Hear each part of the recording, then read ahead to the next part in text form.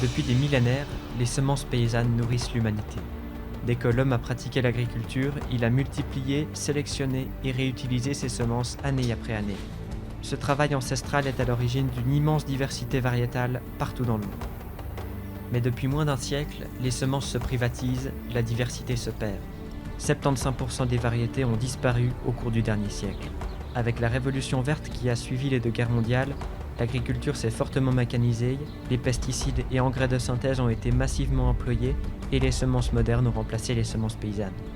Dès lors, la majorité des paysans des pays riches ont perdu le contrôle de la base même de leur activité, ces graines sans lesquelles aucune production n'est possible. Aujourd'hui, le marché des semences est détenu à 59% par 3 multinationales agrochimiques aussi productrices de pesticides. En Occident, les variétés paysannes ont été reléguées à des marchés de niche. Mais depuis quelques années, un intérêt nouveau apparaît pour ces anciennes variétés. Des paysans en production biologique recommencent à les cultiver.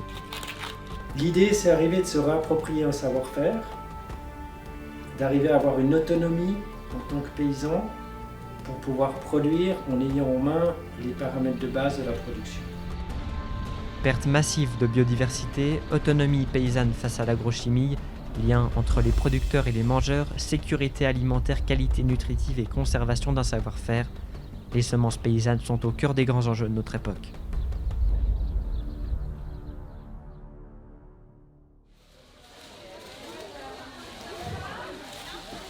Pour comprendre d'où viennent les semences des légumes que nous mangeons chaque jour, rendons-nous à la fête de la tomate. Cet événement prend ses quartiers chaque année à Carouge pour présenter le terroir genevois. L'occasion d'acheter et de déguster la production des maraîchers locaux.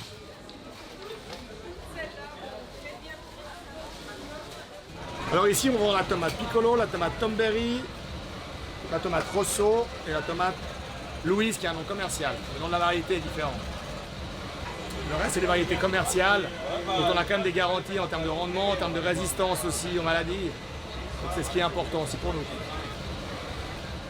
Si toutes ces tomates ont bien poussé sur le territoire genevois, les semences qui en sont à l'origine viennent de plus loin. Leurs graines, toutes des hybrides, ont été importées des Pays-Bas. Alors la Suisse, depuis les années 80, est passée sous la barre des 2% des semences de légumes produites en Suisse.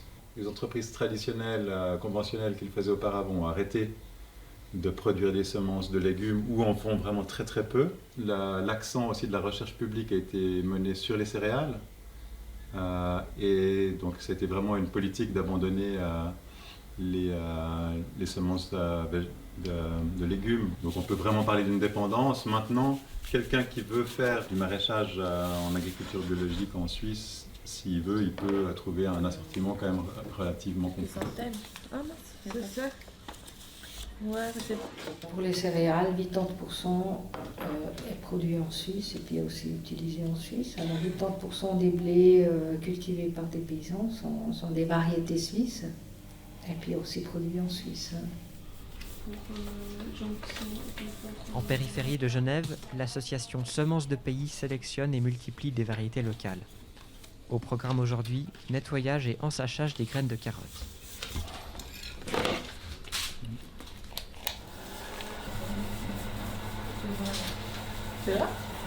Lorsqu'on avait un peu partout dans le monde, à partir du moment où on s'est mis à cultiver des céréales ou des oléagineux, eh bien, il y avait une très grande diversité. Et la sélection, elle était réalisée par des communautés rurales. Et ces communautés rurales échangeaient aussi leurs semences, mais ils restaient maîtres de leurs semences.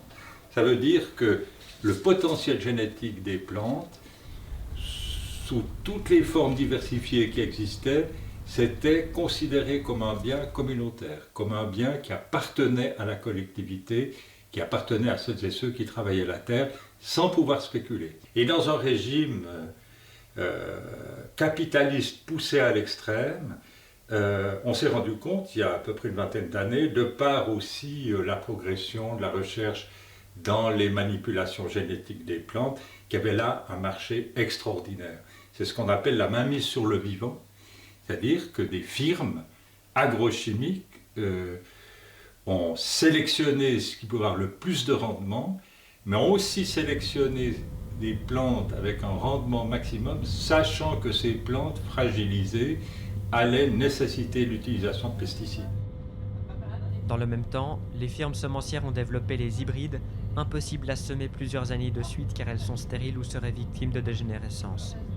Avec ces semences, les paysans deviennent dépendants des industriels en devant racheter des graines chaque année. Tous les ans en avril, des manifestations sont organisées partout dans le monde contre les multinationales agrochimiques et semencières. L'événement veut notamment dénoncer les brevets déposés par ces groupes sur des milliers de variétés. Une marche est organisée à Bâle, ville où la multinationale Syngenta a son siège principal. Es ist ein Skandal, dass Konzerne Milliardengewinne mit hochgefährlichen Chemikalien einfahren können, auch wenn diese die Umwelt schädigen oder Menschenrechte verletzen. Syngenta muss für die Schäden, die ihre Produkte verursachen, endlich zur Rechenschaft gezogen werden. Moi je pense que le vivant c'est très difficile de le breveter et ça peut être très dangereux de le breveter parce que si ça peut servir à nourrir des gens, qu'il y ait des multinationales qui aient un tel poids sur les semences qui vont nourrir la planète, ça peut être très dangereux. Et après ça rend encore plus dépendants les agriculteurs à ces semences. Du moment qu'ils commencent par exemple à acheter des semences brevetées, ils vont devoir chaque année les racheter parce qu'ils n'ont pas les droits de les renouveler eux-mêmes. On nous fait croire que ça a été créé un peu comme une mystique, etc.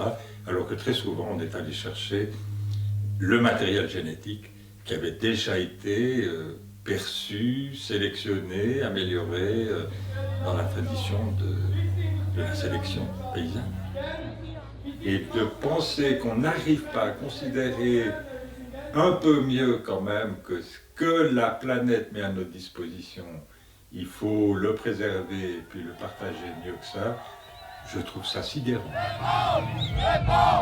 Résistance à ceux qui veulent dominer le monde répond résistance. Rester dans le modèle actuellement proposé, c'est très clair qu'on perd complètement notre autonomie. Donc on dépend des grands groupes qui font de la recherche, qui sélectionnent des variétés, qui fournissent la semence, qui même commercialisent après les récoltes. Donc effectivement, le paysan devient le premier maillon d'une chaîne hyper complexe, et en tant que premier maillon, il devient très fragile. Après, effectivement, on peut observer ce qui se passe aujourd'hui, c'est que ce premier maillon, très souvent, il disparaît, donc les paysans disparaissent. Moi, ça me pose au niveau de l'avenir de notre société, ça me pose quand même de grandes questions.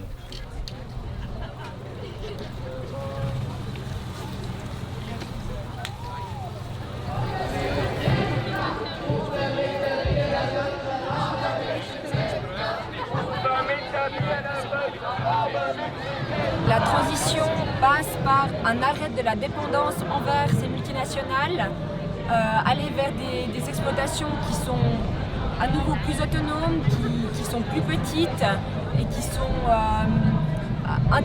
dépendantes à l'interne des plantes les unes des autres. Il y a plus de variétés, il y a des écosystèmes qui se recréent en fait.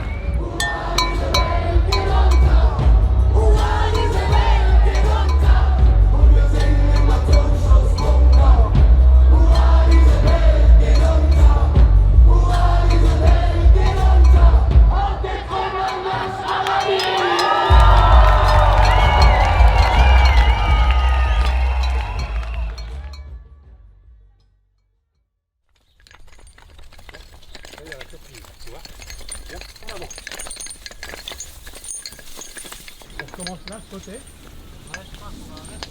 Oui. Ouais. Bien, en avant. Allez, on y va. Le plus gros problème au niveau du sol, c'est les problèmes de tassement du sol. Le tassement du sol, il a pris énormément d'importance avec la mécanisation, avec des machines relativement lourdes et surtout avec des machines entraînées mécaniquement, donc très violentes, très puissantes, donc qui déstructurent complètement le sol, donc qui favorisent après des problèmes de compactage du sol. Et donc plus un sol est compacté, moins il va respirer, moins il va vivre. Il y a toute une vie dans le sol, elle n'est pas possible si le sol se compacte et est comme ça mouliné par des machines. Parce qu'elles sont hétérogènes, les variétés paysannes ne permettent pas l'utilisation de machines autant qu'en agriculture conventionnelle. Elles sont moins adaptées aux appareils de coupe ou aux emballages qui nécessitent des légumes parfaitement calibrés.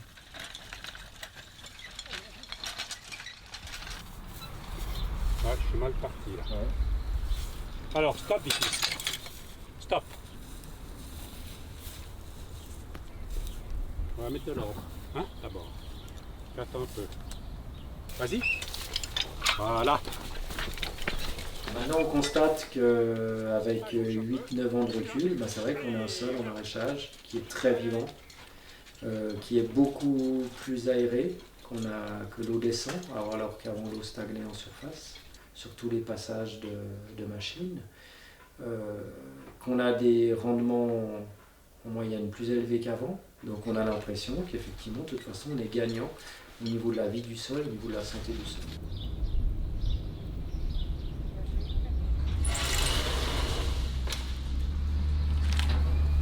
Alors, ici, on a un cercle en multiplication avec l'averse.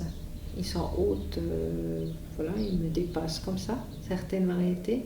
Et puis quand il y a un vent, voilà, il verse. Et puis après, avec les machines, voilà, ça devient très difficile. Hein. Il faut vraiment bien savoir de les récolter. Il y avait la famille qui était là, et puis quand il y avait les récoltes, il y a les voisins, il y a toute la famille qui était là, puis tout le monde aidait. Et puis aujourd'hui, voilà, c'est le paysan tout seul. Hein. Et puis les gens d'aujourd'hui, ils vont aussi travailler dans des bureaux, voilà, ils sont plus paysans, hein. Puis ils peuvent non plus pas se libérer juste comme ça pour aller aider un petit paysan. Il n'y a pas besoin de beaucoup de surface en agriculture paysanne pour nourrir des gens pour nourrir les gens. Après, ça demande beaucoup de main-d'œuvre, et ça c'est aussi quelque chose où, voilà, théoriquement, en effet, l'agriculture paysanne et les semences paysannes demandent plus de main-d'œuvre, ça veut dire qu'il y a plus de gens qui travaillent dans les champs. Aujourd'hui, je crois qu'on est quand même dans une politique où on diminue le nombre de paysans, on fait des fermes de plus en plus grandes. Moi, je serais plutôt favorable à être plus d'actifs dans le monde paysan, avec des plus petites entités qui sont plus proches des citoyens et qui sont vraiment dans une dimension paysanne. Plus la taille de la ferme est grande, plus on s'éloigne du lien avec les citoyens et la société, plus on s'éloigne un peu d'un mandat paysan. Sur les hauteurs neuchâteloises, Daniel Juan cultive des anciennes variétés de seigle et d'épeautre pour la fabrication de pâtes artisanales. Ces variétés sont mieux adaptées aux 1000 mètres d'altitude de l'exploitation, aux hivers rudes et au sol de la région. Nous, on multiplie. De temps en temps, je prends de la semence dans mes récoltes, mais il ne faut pas le faire trop souvent à cause des maladies. Donc, il faut régulièrement retourner chez les semenciers, acheter des semences qui sont sélectionnées, où c'est exempt de maladies. Parce que quand on veut faire ses propres semences et puis qu'on reste trop longtemps dans un circuit fermé, eh bien, ce qui se passe, c'est qu'on commence à cultiver aussi des maladies en circuit fermé. Et puis la pire des maladies, donc c'est la carinène. Et puis le jour où vous avez de la carinène, eh ben, c'est la catastrophe parce que le sol, on cultive plus de céréales pendant 6 ans. D'où la nécessité de changer, d'échanger ces semences. Je crois que c'est des pratiques courantes depuis que dans l'humanité on cultive des céréales. Il y a aussi le fait qu'on n'améliore pas tellement la variété, on n'améliore pas tellement. J'entends, c'est quand même les effets de croisement, et puis de croiser avec d'autres variétés, et puis d'améliorer la résistance aux maladies. C'est un peu ça le problème, c'est que si on est en circuit fermé, eh ben, on reste toujours avec les mêmes défauts. On repart sur des variétés qui ont été laissées de côté parce qu'elles étaient considérées comme ayant des défauts. Mais on n'a vu que les défauts. Et nous, donc aujourd'hui, on veut retravailler avec parce qu'on est persuadé que les qualités sont plus importantes que leurs défauts, mais on veut arriver à surmonter ces défauts-là. Donc les défauts, ils sont propres aux questions de rendement, ces variétés, aux questions de leur fragilité par rapport à certaines maladies, Donc il va falloir qu'on affronte ces réalités-là, d'arriver à trouver des façons et des modes de culture pour arriver à avoir des rendements un peu plus importants, pour avoir après un coût d'un produit qui est réaliste par rapport à nos réalités actuelles. Et puis après aussi trouver des modes de culture qui conviennent à leur fragilité. Depuis bientôt 20 ans, le distributeur Coop propose des anciennes variétés labellisées Pro Specie Rara dans certains de ses magasins. Ces produits ne constituent qu'une minorité de son assortiment de fruits et légumes, mais cette expérience est déjà unique en Europe.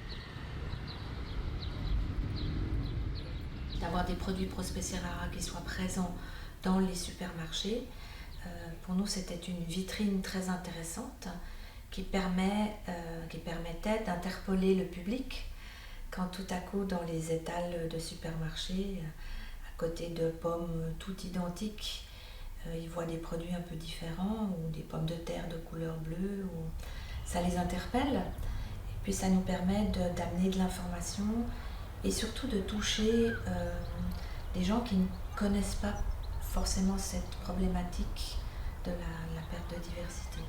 Derrière ces anciennes variétés, il y a des goûts qui sont intéressants, toute une diversité, pas seulement génétique, mais enfin, ce qui est le reflet de la diversité génétique, donc des goûts, des saveurs, des couleurs différentes. C'est peut-être ce qui les interpelle le plus au premier aspect.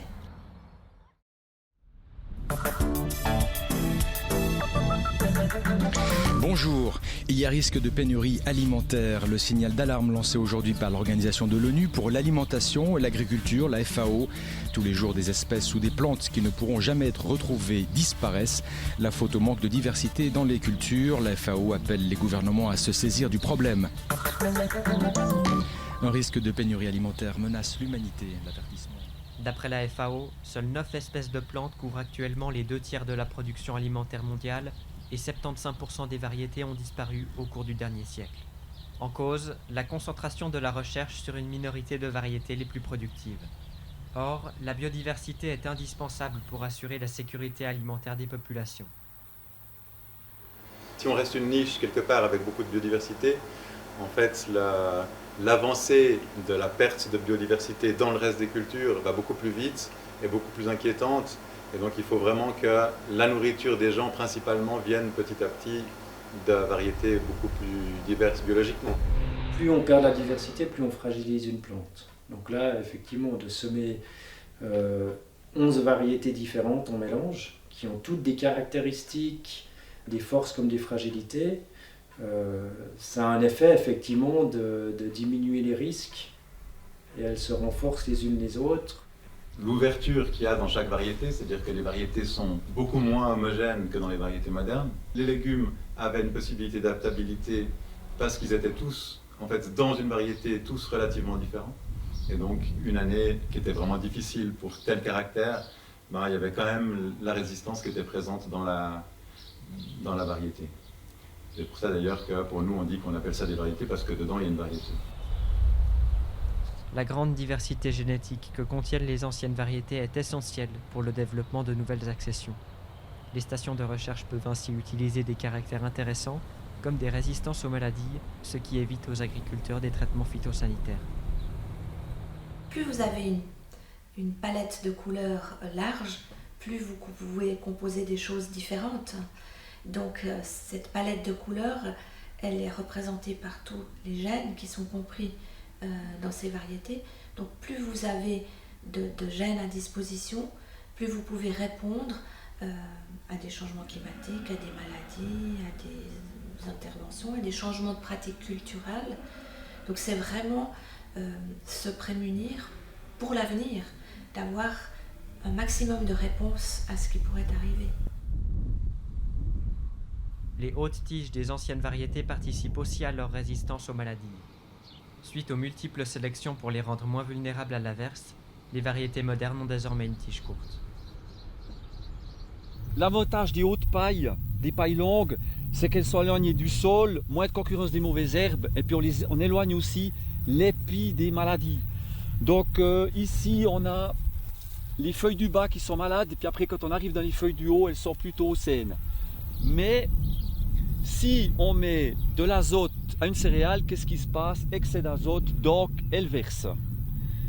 Alors, d'où l'idée de faire des céréales à courte paille pour qu'elles soient beaucoup plus résistantes à l'averse avec des tubes un peu plus gros et puis qui passent aussi plus facilement dans la moissonneuse parce qu'ici, il y aura beaucoup de matière qui va passer dans la moissonneuse, donc il faut beaucoup plus d'efforts, tandis que les courtes pailles, il y a moins de matière.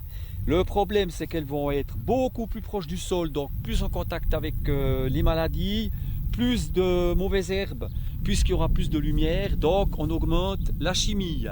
En bio, on ne va pas mettre des courtes pailles, parce que c'est vraiment pas logique, hein, j'entends. On va tout faire contre nous-mêmes.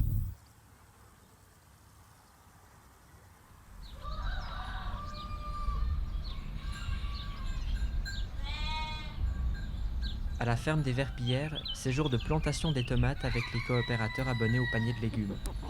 Dans le cadre de leur contrat, ils doivent consacrer 2 demi-journées d'aide à la ferme par année. L'occasion de créer du lien entre les producteurs et les mangeurs. Alors, pour planter, on plante à chaque petit goutteur. Il y a des petits trous sur le tuyau à chaque fois. La vente de fruits et légumes fait face à des exigences de calibrage et souvent ces produits n'entrent pas dans les calibres. Donc on aurait une perte énorme pour pouvoir commercialiser ces produits qui soient calibrés. C'est aussi pour ça que pour tous ces marchés de niche, par exemple, la vente directe est un excellent débouché. Les personnes qui sont d'accord d'aller directement chez le producteur pour faire leurs achats sont pas du tout surprises de voir des produits qui soient hétérogènes, ça leur plaît même. C'est toujours des très bonnes surprises, ne serait-ce que par la forme des légumes, la qualité des légumes, et aussi les légumes qu'on ne connaissait pas, qu'il faut apprendre à recuisiner. Hein. Et on a un enfant de 3 ans et demi, et ça a du sens pour nous de lui montrer d'où provient la nourriture qu'il mange. Et étant donné qu'il aime bien faire la cuisine avec nous, donc c'est une sorte de cercle vertueux qu'on trouve assez sympa dans notre manière de vivre. C'est le contraire du courant actuel quand même quelque part. C'est quand même une minorité. Et en même temps, on se rend compte que cette minorité, elle est censée parce qu'elle revient à des valeurs de base. Et puis qu'on s'en est tellement éloigné que du coup, c'est devenu n'importe quoi. Si on n'a accès qu'à la grande distribution, c'est pas forcément idéal. Pour ça, ne serait-ce que par la qualité des produits. Généralement, c'est des produits qui n'ont pas vraiment de goût, ou qui n'ont pas vraiment de nutriments, ou même de qualité nutritionnelle, justement, qui ne sont pas forcément au top. Donc ça faisait partie des choses. Et après aussi au niveau du coût, c'est que la grande distribution n'est pas forcément meilleur marché que des paniers de légumes paysans. Alors, les tomates cerises, c'est tout cœur poil. Ok. Tomate cœur de bœuf de Nice. Voilà, tomate cœur de bœuf de Nice. Avant la tomate cœur de bœuf de Nice, au début de la ligne, il y a de la noire de Crimée. Ouais. On voit que des agriculteurs qui ont décidé de semer des variétés anciennes de céréales qui ne sont pas forcément très hautes en teneur de gluten. D'ailleurs, sans plus, le gluten est de moins en moins bien digéré par les personnes, il y a plus de sensibilité au gluten. Mais on voit que ces paysans, une fois qu'ils maîtrisent, et c'est un long boulot, hein, la céréale, elle est exposée à des maladies, etc. Mais une fois qu'ils maîtrisent les rotations de culture, les changements de semences, ils maîtrisent la diversité, on voit qu'il y a des boulangers qui s'y intéressent.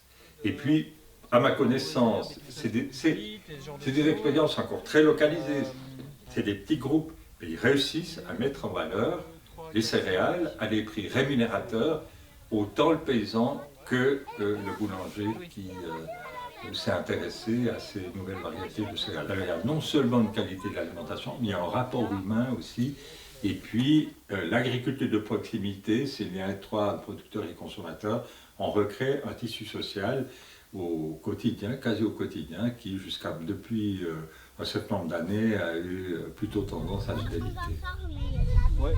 Et moi je dirais ma raison essentielle, c'est aujourd'hui la problématique nutritive de nos céréales, et tout particulièrement la problématique des gluten. Donc aujourd'hui, en tant que paysan, je me dis, j'ai une certaine responsabilité de réfléchir à ça. Qu'est-ce que je peux proposer comme alternative? Comment est-ce que je peux produire autre chose qui peut convenir à long terme?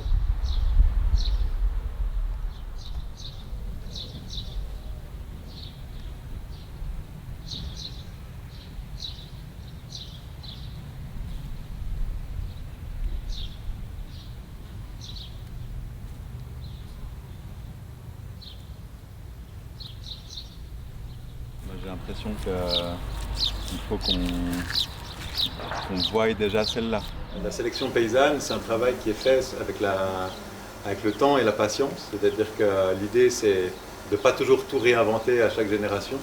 Plus tu vas faire tes semences dans des endroits différents et dans des années différentes, plus tes semences elles vont accumuler ce bagage et s'adapter à différentes situations. Donc les résistances qu'elles vont avoir, la rusticité qu'elles vont avoir, elle est liée à ce travail de maintenir très très régulièrement la sélection en plein champ et dans des conditions qui sont réelles.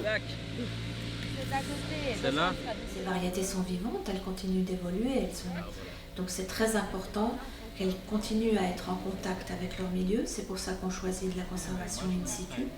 Et puis on conserve aussi tout le patrimoine culturel qui accompagne ces plantes, notamment toutes les connaissances pour les cultiver. Quand vous mettez une graine dans un congélateur, que vous la ressortez 40 ans après, vous n'avez pas mis le jardinier avec dans le congélateur.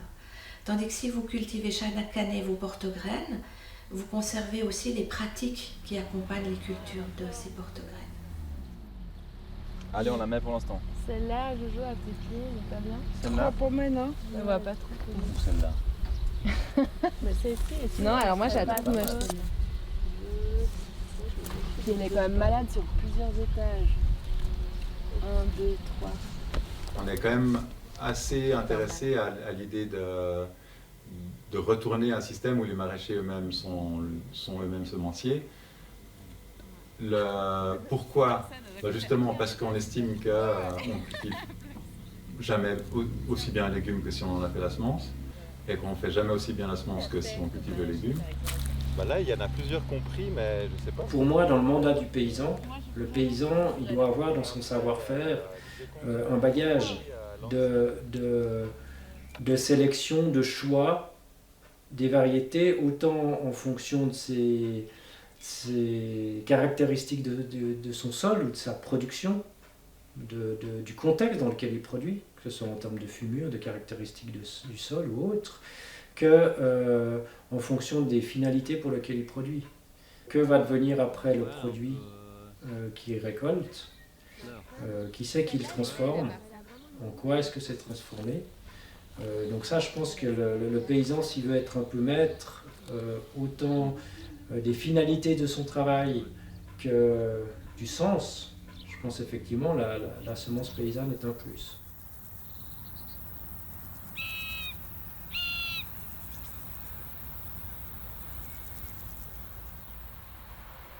Dans la campagne genevoise, c'est la première récolte du mélange de blé ancien pour Thomas et Antoine.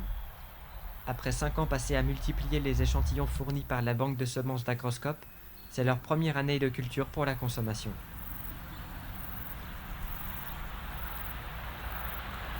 C'est toutes des variétés qui ont des noms locaux. Donc de Genève, il y a le Pessis, il y a le Genève Gros.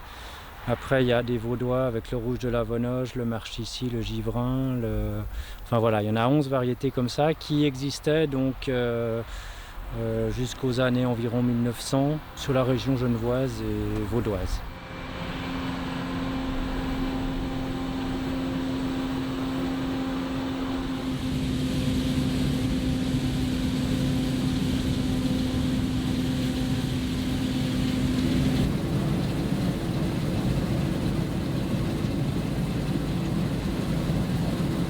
Je crois qu'on doit à tous nos ancêtres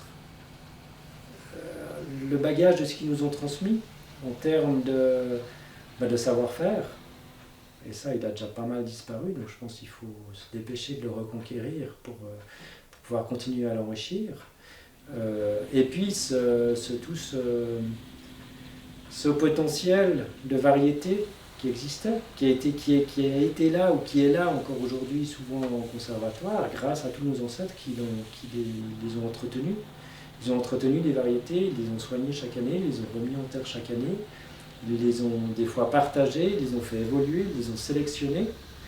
Et c'est vrai que si aujourd'hui elles sont là, c'est grâce à eux. Donc je pense qu'on a un certain devoir aussi de garder toute cette diversité pour les générations à venir.